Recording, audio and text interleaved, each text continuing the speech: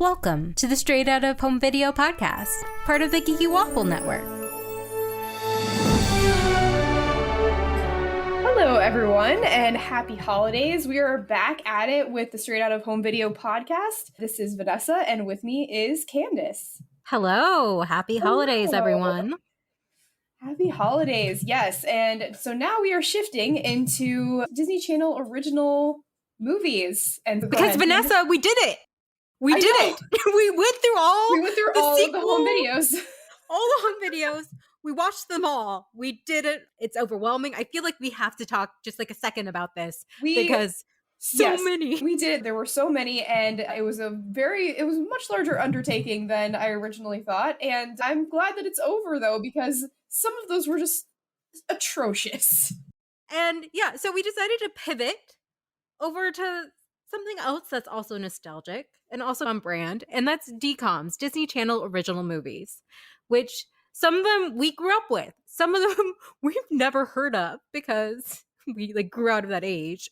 Yes. No, Candace, this one in particular was something I actually had not seen before. Have you seen it? Yes, it came out in 2001, and I remember it vividly because I'm like, it's a Malcolm in the Middle's dad in this. Bryan Cranston, before he did Breaking Bad, which was where everybody knew him from Malcolm in the Middle, but Breaking Bad, I think, was maybe more in the forefront of people's minds just because they were like, wait a second, this is the Malcolm in the Middle dad.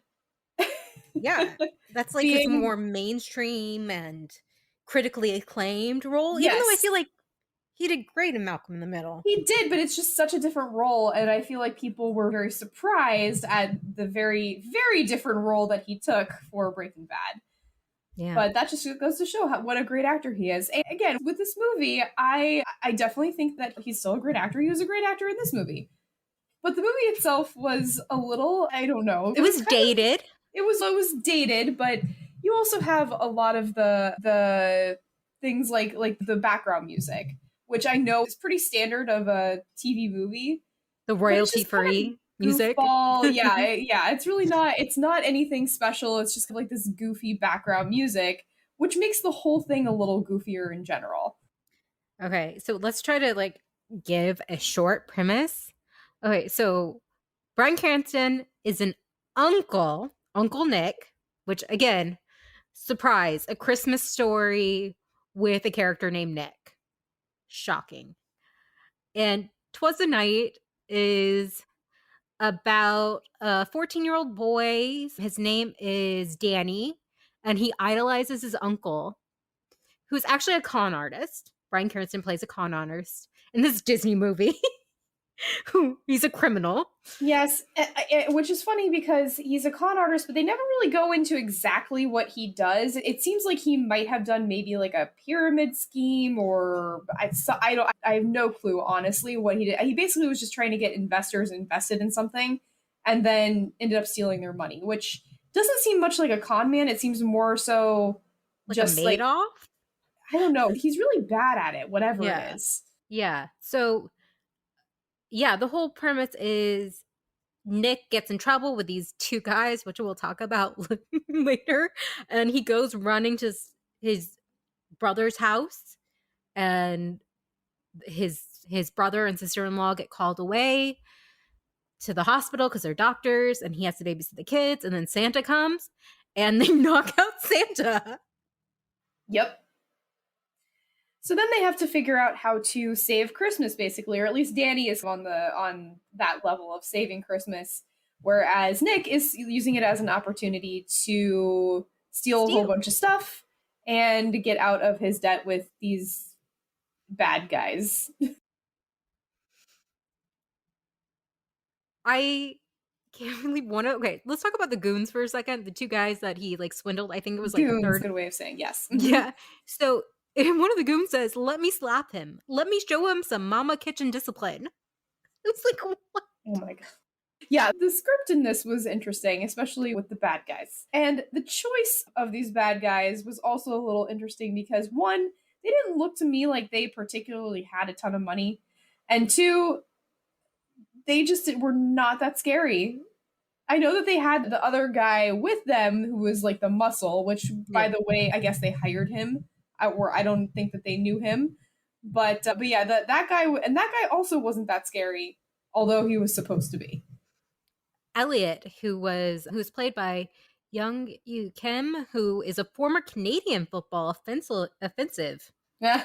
tackle. So he was a footballer, which kind of explains he's 6'4". Baller, yes. Yes, so the whole hijinks ensues, and the background of all of at the background of all of it is the fact that, of course, Danny idolizes Nick, and he's on this great adventure with him, and so he's really excited about it. But in the line of the whole thing, he finds out that Nick is stealing, and so it changes his perception on him, and he's like, "Oh wow, like everybody was right about you. You're actually not a great person." And then Nick obviously starts feeling bad about it, and so at the heart of it, it's this heartwarming thing where he realizes that he needs to be better for his nephews and niece who look up to him. Yeah. Yeah, so it's the whole thing about like Danny, he's on the naughty list, but he doesn't have to stay there. He has an option. Well, like Nick's like permanently on the naughty list, Yeah, apparently. he can turn the page if he wants to and not go down the same road. Yeah. Yeah. There's like the B plot, which is Santa wakes up and he's like, someone stole my sleigh. And he realized it was Nick, and he knows about Nick because he's Santa. He has a list. He checks it twice. He knows every boy and girl. Mhm. And so All Danny's, that scary stuff. yeah, all that spying.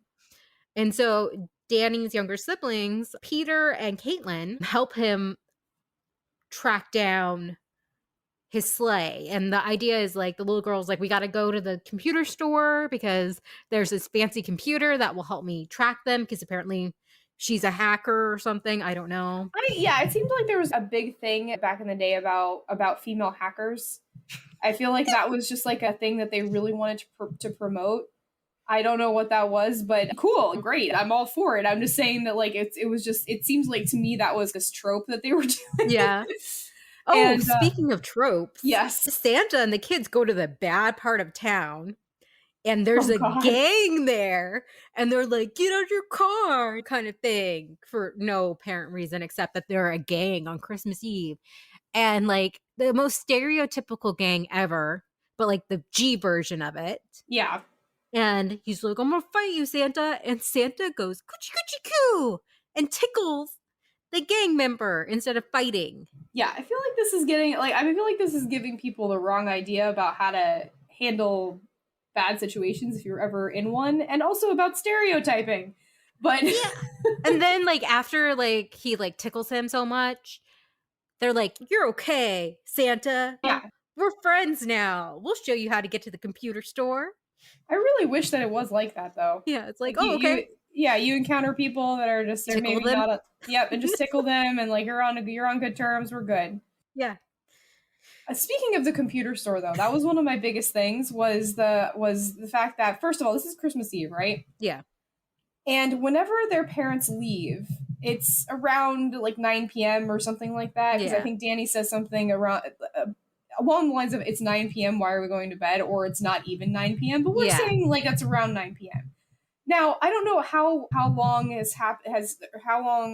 how much time has elapsed between that moment and them going to the computer store, but it's somewhere after 9 p.m. on Christmas Eve. Why is this computer store open, and why was the manager expecting another guy to come help them at night after 9 p.m.? Yeah, I feel like even though some stores might stay open late, Christmas Eve, though, I feel like if you haven't done your shopping by like 9 p.m. Christmas Eve, you're screwed. Yeah, and like how many people were they getting coming into the computer store for that? There was no one there. It's not worth it. There was like one person, I think. Yeah, it was not worth having all those employees there, having to pay them hopefully double holiday pay. It's just mean. It's just mean. That's Christmas Eve. Why do you have all these people in there? This is ridiculous.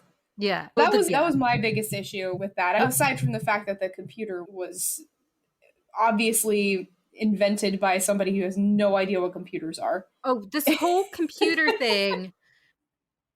Yeah, whoever wrote this, like at the time at least, hopefully they know more now, but like they did not understand how computers work, because there's one scene where Bryan Cranston's like, oh, this guy, they're tracking me, and you see the people on the video and they're talking to him, and you're like, how does that work? And he's like, I'll just drop this virus but Oh it yeah, will like that's how skull and Santa's crossbones. sleigh. Yeah. Yeah, that's how Santa's sleigh actually starts misfunctions Yeah. because he usually has obviously the reindeer. It's Santa, Yeah. but everybody's out with the flu, which is also it's reindeer flu. So they're all out with reindeer flu, which coincidentally is also the strain of flu that calls in the parents to the hospital, Yeah. which And was Vanessa, honestly, kind of I did not need painful. to hear about another pandemic, That's like even a true, fictional but one. that's true. But it was funny in the fact that obviously all these different kinds of flu and they're all different animals, and so that's what they were playing off of, obviously. Yeah. But I was just like, oh my god, reindeer flu, okay. But apparently, because there was no reindeer, now the sleigh is operated on this computer, which I don't know. Did they just figure out how to do that within a week?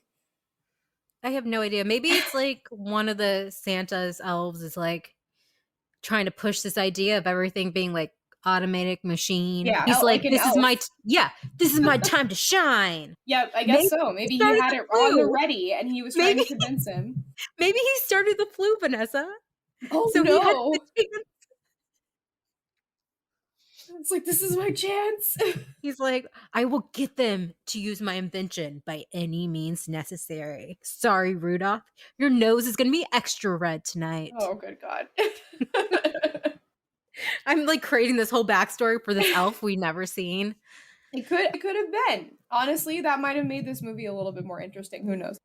But Oh, can I just say the guy who plays Santa is Jeffrey Mapham, and he was in Death Wish, The Face of Death, which is oh my Death goodness. Wish 5. He stars in that. He looks like he has a really bad toupee on, but I'm like, there's Santa. Oh my God. Yeah, it was interesting to see because like I was like looking at a couple of these people. I really should have looked up now that I'm seeing this the parents because they look more familiar now that I'm like looking at them on IMDb than they did in the movie. But I was looking at just other to see if the kids went anywhere. They didn't really. Josh Zuckerman, who was Danny, did have he actually does have quite a few credits, but it's nothing like really stable except for a couple of things. Like he was in the new like 90210. He was in a couple or some episodes of Desperate Housewives, and he was also Young Evil in Austin Powers Goldmember, which is pretty funny. Also, he's going to be in Christopher Nolan's next movie, Oppenheimer, which is huge. That's true. Yeah, he's still working. He is still going, which is good for him. Yeah. The other one's not so much. I think the younger boy, this is his only movie. He's like, I worked with Bryan Cranston. I'm done. Yes, I can't top it. I've peaked. The 7-year-old is like, I'm done. Exactly. I'm retired. Which I don't blame him. You have the girl, Brenda Great, who was Caitlin, and she only has 13 credits, and she stopped doing stuff in 2010, so I'm just wondering what happened there. I feel like a lot of these child actors are like, yeah, this was fun, but I have other interests. And that's true. It's not always for them. Like the girl who was in, did you ever watch Good Luck Charlie? Like it's a Disney Channel show, but it's actually like more of a family show, long time comedy. ago, I think, yeah. Yeah, Mm-hmm. Bridget Mindell, which we'll watch some DCOM things with her. Yeah. She was in a few. She went to Harvard and she has a PhD, and like they just have different interests. You know, the woman who played Harper on Wizards of Waverly Place is now a nurse. Yeah. I think it's like you grow up and your interests change. That's true. It is interesting though, because coming from somebody who like just always wanted to be an actress, I'm like, why would you ever give that up? But at the same time, right, growing up with it, I'm sure would be a little bit different than like discovering that's what you want to do later on. Yeah. Speaking of Brenda Great, just to tie this in with our other straight out of home video stuff, she was Turk in Tarzan 2. She played young Turk. Oh, that's right. Okay, yeah. So I just wanted to bring that in. But, okay, you remember how like Bryan Cranston comes in and he's like hugging his brother and he's telling his sister-in-law, it's like, you look so young, but you look great, kind of things like that. It's because she's 30 freaking 1. Oh, God. Wait, how did you figure that out? Math? Her age? No. Oh, you mean the actress is 31? The actress is 31. Oh, okay, yeah. I thought you meant the character, and I was just like, oh. Yeah, well, okay. So if she's 31 and she has a 14-year-old, okay. So Bryan Cranston was 45, and the guy who plays the dad is 42. So I'm saying, like, what's happening there, Twas the Night? That Like, if that is true, then she must have been very dedicated to have a child and also go through med school. yeah, did he like meet her while she was an intern or something? Like, what's going No, if like, she has a 14-year-old child, yeah. then that's high 17. school. She would be That's high school. 17. That's Oh no my. good. Maybe she's supposed to be older in the movie. Yeah, she is, but that's just what Hollywood does, especially in the early 2000s and 90s. It's like women over 30 are mothers. Yes. They had to Well, be exactly. I mean, that's 40. like the whole thing with everything going around now with Rugrats, where they have the parents and they're in their 30s, and it's just like now I understand why they looked so like haggard. Yeah, Yeah. I just thought that was interesting. Yeah. I'm gonna go with she's older in the movie. Yeah, that would just be really awkward. I think it was hilarious that even though he's a con man, he somehow like knows all this stuff about like just general thievery, and that just like made no sense to me. Oh, hold on. And also we should talk about the whole why this is all working. One, so we learn a lot about how the North Pole and Santa works, which is the reason that he can get around to everybody in one night is that he can actually stop time to do this. Though it was very unclear to me whether like how if the time stopped just for that household or all over. It must be the entire world every single time he does this, but it was just very confusing because I feel like they would cut scenes from one place where they were doing this heist or whatever, and where everything would be frozen, and then they would go to another scene where things are moving. So that didn't make any sense to me. I feel like they could have edited that better if that was really what they were trying to do. But yeah, again, we don't know like how much time was spent anywhere. yes, the computer store was still open, Vanessa. The computer store was still open. Timing has nothing. There's no logical timing in this movie. And then the way that he's stealing all this stuff is that you can actually miniaturize things, because usually what happens is Santa will miniaturize all the presents so they all fit in there, and then will make them bigger when they get them to the house. So that's how he's able to steal all these things. That I thought was like, okay, that's an interesting take on this. But I think in general, the best effect was how he could transport. I don't know how that worked and why it was like only used like 2 or 3 times in the movie. Yeah, But like I think it was probably because they tried to do the CGI for it and it was terrible. Yeah, the particles. It looked like that cartoon thing from Jurassic Park with the Mr. DNA. It looked like that. Yeah, but no, it wasn't a cartoon. It was just really bad. I'm like, I would have enjoyed it better if you had done nothing and just like they just appeared there. Yeah, like you just like cut the camera, he's out of frame, cut it again. It's like, oh, he disappeared. Exactly. Like I would have much preferred that to whatever the heck they were trying to do with that. Yeah. But it's 2001 and it's a DCOM. Yeah, we can't expect much. We can't expect much, but again, I feel like you just don't do anything then. You figure out a different way to tell that story. Yeah, and like some of the green screen stuff, like it didn't chroma key like as well, like the Santa hat, because it's so many like just fuzzy lines, like hair. Yeah. Like, so that doesn't chroma key very well unless you're very specific. Yeah. And it kept moving. So yeah, that was an issue too. But like it's part of the charm of seeing Bryan Cranston on a sleigh screaming. Yeah. And just trying to steal a whole bunch of stuff. He's like, oh look, there's the mansion, like the one mansion of the entire town. Yeah, he was city. he's like, let's do all this stuff. Oh, and he said his whole arc, he says, like he tells Danny, he's like, if I was just given this guitar I wanted, this very specific guitar as a child, I would have never been a criminal. Never.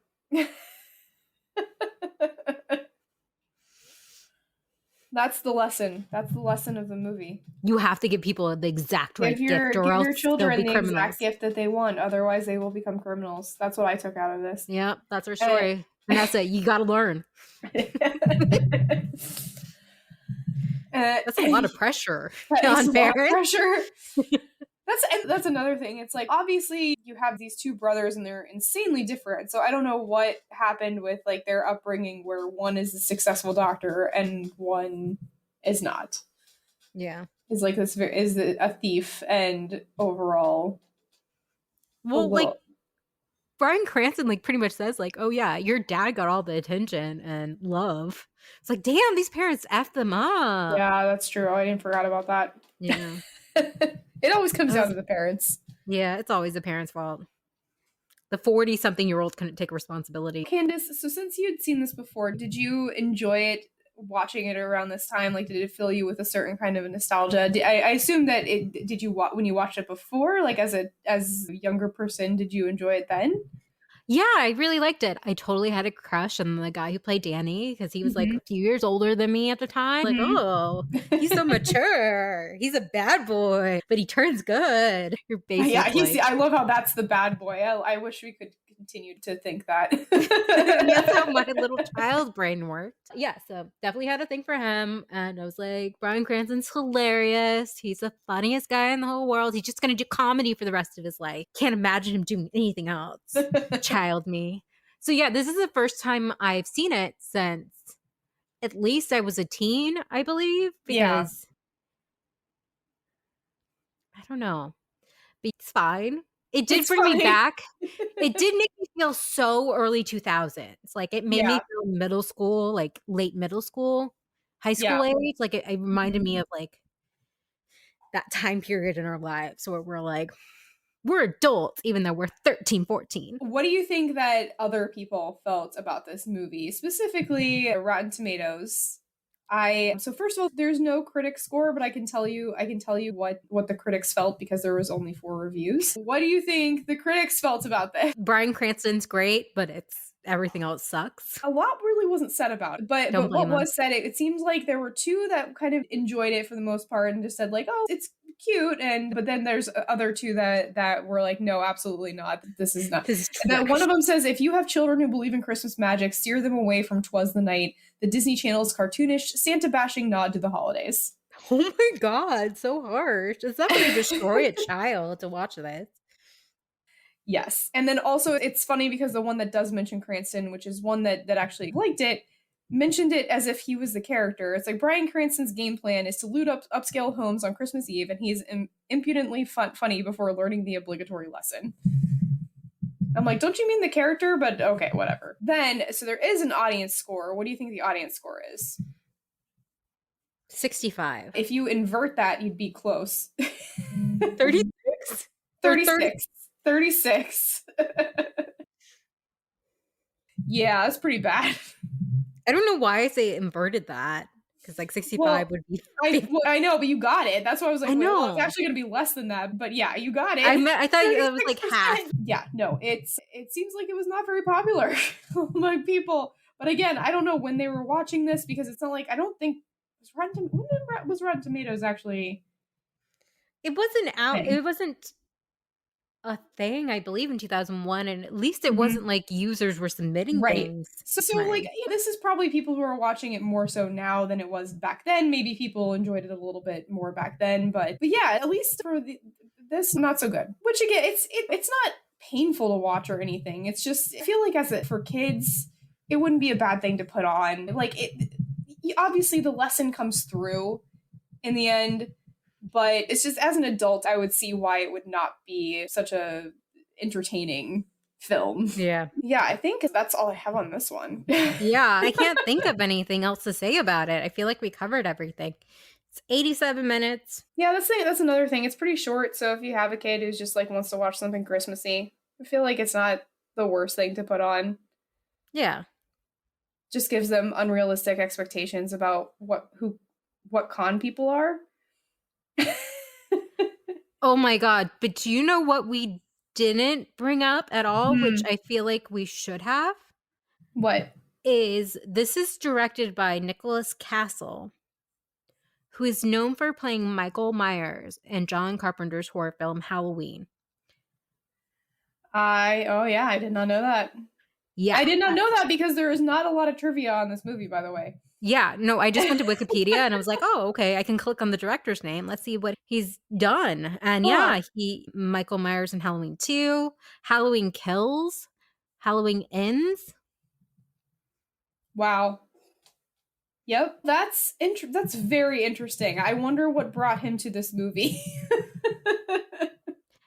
Yeah, it's Halloween and this is a very different. Yeah. He Oh, wrote maybe. this screenplay for Escape from New York and And Hook? Hook. This guy's all over the place. This is so crazy. He directed Dennis the Menace movie. Do you remember from 1993? Yep. Yep. All right. That's some interesting stuff that they don't tell you about. Yeah, that should I be. wonder if he wanted to. I wonder if he just wanted to let this one slide away. It's just so random. Hook. Hook. Yeah, that's A Steven Spielberg movie. I now I don't know. Maybe it's good I didn't know that. I feel like I would have been expecting way more from this movie if I knew that. I don't think he wrote. Let me check. Did he write this? He didn't write this. He had nothing to do with writing it. That's he did fine, the best he could. But he signed up for it. Yeah. Hey, he made some Disney money. Good for him. He worked with Bryan Cranston. It's great. Okay, so I think that is all we have for today. I'm Vanessa. And I'm Candace. And we wish you happily ever after until your uncle comes and takes you on a crazy adventure to steal a whole bunch of stuff. After he knocks out Santa. Yes. Happy holidays.